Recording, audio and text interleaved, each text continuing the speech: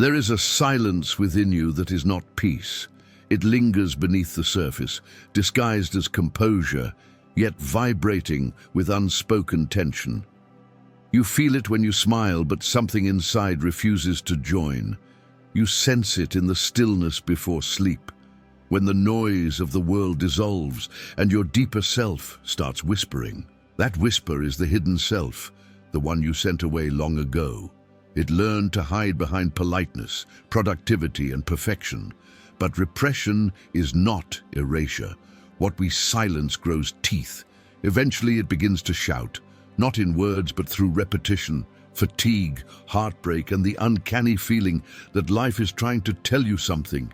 If these words already echo somewhere within you, pause for a moment and breathe. Let this space be your sanctuary, a quiet corner of the internet where reflection replaces noise. You can subscribe if you wish, not out of habit, but as a small ritual, a way of saying yes to the voice you've been avoiding. This is not madness, it is memory. The psyche remembers every exile, and every symptom, every recurring emotion is a messenger from what was left behind. The hidden self does not seek to punish you, it only wants to be heard. And when you finally listen, truly listen, you may discover that what you feared as darkness was simply your own light, asking for entry.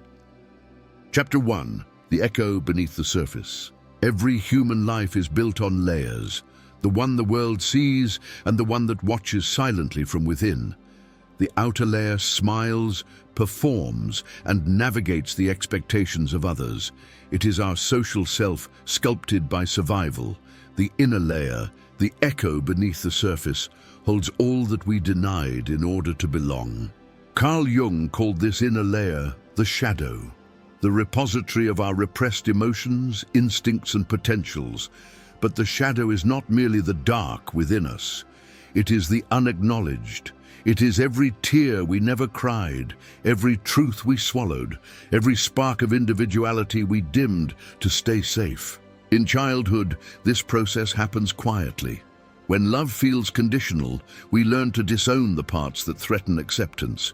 We hide our anger to be good. We hide our sensitivity to be strong. We hide our creativity to avoid ridicule. And so, the exile begins. Yet what is hidden does not vanish.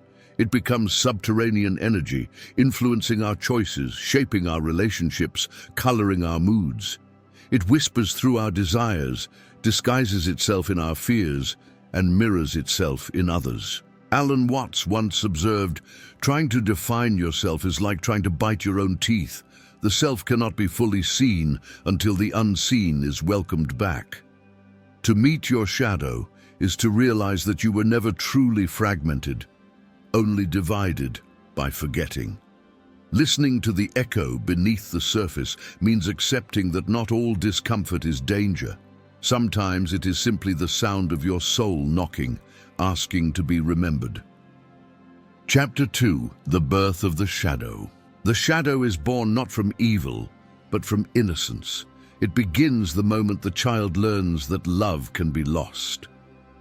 Every time a parent or teacher frowned, every time we were told, "Don't be like that," something inside learned to hide. The psyche divides itself for safety. One part learns how to behave, the other part becomes the secret keeper. This division, though protective, creates an internal tension, a low, constant hum of self-rejection. And as we grow, we confuse that hum with identity. We start believing we are our masks. We become the reliable one, the strong one, the peaceful one. But behind each role, there's a shadow.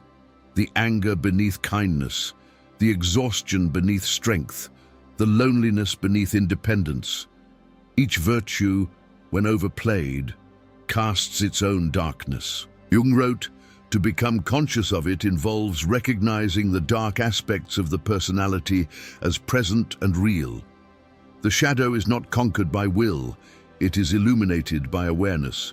When you feel jealousy, rage, or shame, pause. Ask not, 'How do I get rid of this?'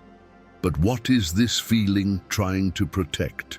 Every shadow emotion carries intelligence, Anger points to boundaries violated. Envy points to potential unrealized. Fear points to love withheld. The birth of the shadow was not your failure, it was your adaptation. But adulthood offers a second birth, the conscious reunion. To integrate the shadow is to unlearn the fear of yourself. Chapter 3. When the shadow speaks through life. The shadow never disappears. If it cannot speak through awareness, it will speak through repetition. That's why the same pain keeps returning in different forms. The same arguments, the same heartbreak, the same exhaustion dressed as coincidence. Life is not punishing you, it is revealing you. The universe has no interest in your comfort, only in your wholeness. So it repeats what remains unconscious until you finally meet it with open eyes.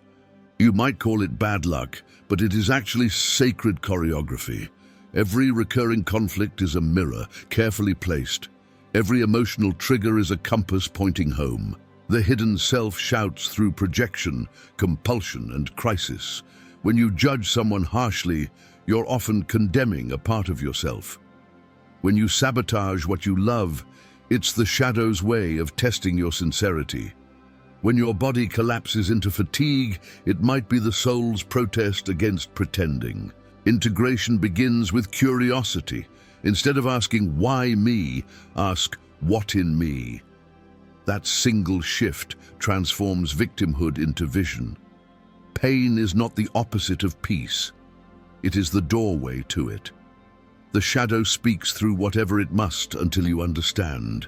You were never broken, only trying to remember your wholeness.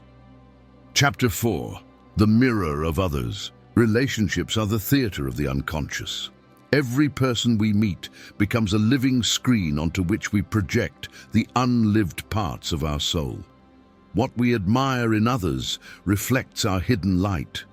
What we despise reveals our disowned darkness. Projection is not a flaw, it is a map. It shows us where we have yet to awaken. When someone's arrogance enrages you, perhaps your own power is asking for permission to exist. When someone's neediness repulses you, perhaps your own vulnerability is longing for space. Jung said, everything that irritates us about others can lead us to an understanding of ourselves. The world, then, is not our enemy, but our educator. Every mirror we encounter offers an invitation to reclaim what we've denied. The work is delicate. It's not about blaming ourselves for others' behavior, but about seeing how life's reflections point inward. Each judgment becomes a chance for reflection instead of reaction. To practice this, pause when triggered. Breathe. Ask gently, what part of me feels threatened by this reflection? Often, you'll sense a memory, a younger self, still afraid to be seen.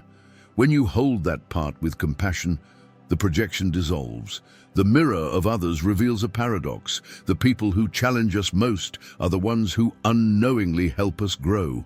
The shadow reflected through them becomes light through understanding. Chapter 5. The Art of Integration. Integration is not perfection. It is conversation. It is the ongoing dialogue between the self that dreams and the self that hides. To integrate your shadow is to replace judgment with intimacy. It begins in small, sacred moments, noticing your defensiveness, your envy, your anger, and saying softly, "You're welcome here." That sentence alone can change a lifetime of exile. True integration requires slowness. It cannot be forced nor rushed by spiritual ambition. It asks for presence, not performance. Sometimes the most advanced practice is simply to sit with your discomfort without fleeing. A micro-practice. When emotion arises, place your hand over your chest. Take 3 gentle breaths. Ask, what are you trying to show me? Listen, not with the mind, but with the body. Over time, the shadow transforms from a frightening stranger into a wise companion.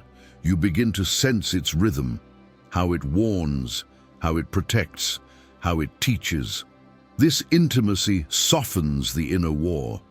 You stop striving to be good and instead become real. Integration is not self-improvement, it is self-reunion. It is the art of saying yes, even to what hurts, because everything within you belongs. Chapter 6, Returning to Wholeness. Wholeness is not the absence of darkness, it is the dance between darkness and light. It is not purity, it is presence. When you embrace both, the shout of the hidden self turns into music. Wholeness feels like quiet authenticity, the kind that no longer needs validation.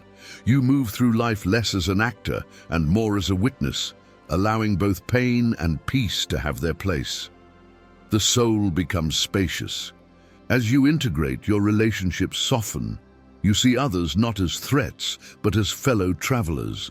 Compassion replaces projection. The world becomes less of a battlefield and more of a mirror temple. And in that temple you realize you were never meant to destroy your shadow. You were meant to dance with it, to let its rhythm teach you humility, empathy, and depth. The hidden self was never your enemy. It was the guardian of everything you refused to love. When you reclaim it, you reclaim life itself. Conclusion.